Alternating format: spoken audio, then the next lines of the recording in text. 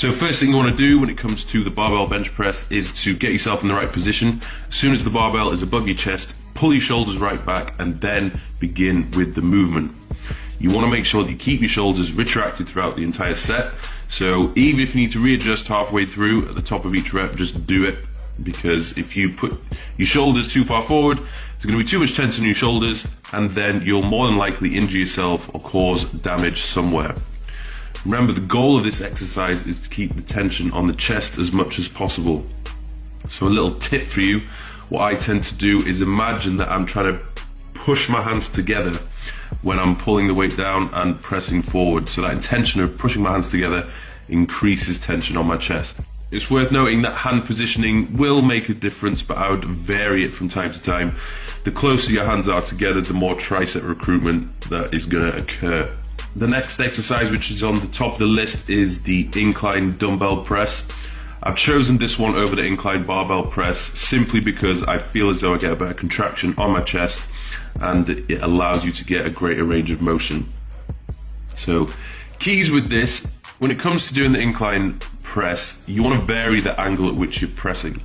Keeping the angle the same, the entire time that you do an incline press is only going to work the same fibers over and over again. So vary it from time to time, all the way from 45 degrees down to 20 degrees. It doesn't matter, just mix it up.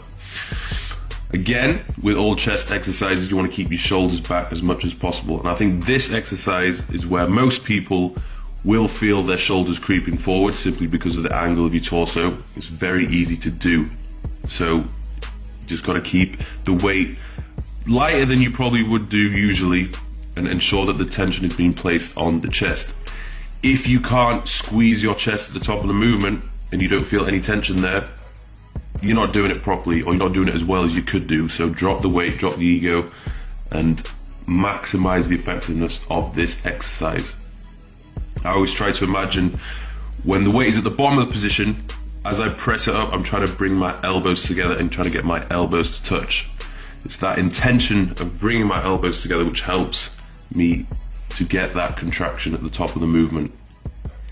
So the next exercise we move on to is the incline cable fly. Now, I've chosen this one for a number of reasons, but the main reason is because at the top of the movement, due to the direction at which the cables are pulling your hands away, you are able to maintain tension at the top of the movement and you can squeeze your pecs. So if you compare it to the dumbbell fly, when the dumbbells are directly above you, because gravity is pulling down straight through your arms, it's very hard to get that squeeze, get that contraction. Most people simply relax at this point, but because the cables are pulling your hands apart, you're never really relaxing, or you shouldn't be relaxing. The same goes for all chest exercises. Keep your shoulders back as much as possible, squeeze the contraction at the top of the movement, and I would recommend varying the angle of that incline from time to time just to recruit different fibers. I feel as though this one is quite effective at hitting the upper chest as well, so if that's your weaker area, I would bear that in mind. And again, when it comes to thinking this one through, I have the intention of trying to bring my elbows together at the top of the movement. So as I bring the weight down, it's okay for your elbows to bend a little bit to ease with the stress on your shoulders, but as you bring those handles back up to the top, you want to try and straighten your arms and bring those elbows together. The next exercise I have picked is the decline dumbbell press. I've gone for dumbbell simply because you get a greater range of motion. I feel as though I get a better contraction with it and it's more effective for me personally. It's not to say that decline barbell press isn't effective, but it's just a personal preference. I will mix it up from time to time, but this one I feel trumps the barbell. Again, I feel as though it's good because of the angle of your torso. It's much easier to keep your shoulders back.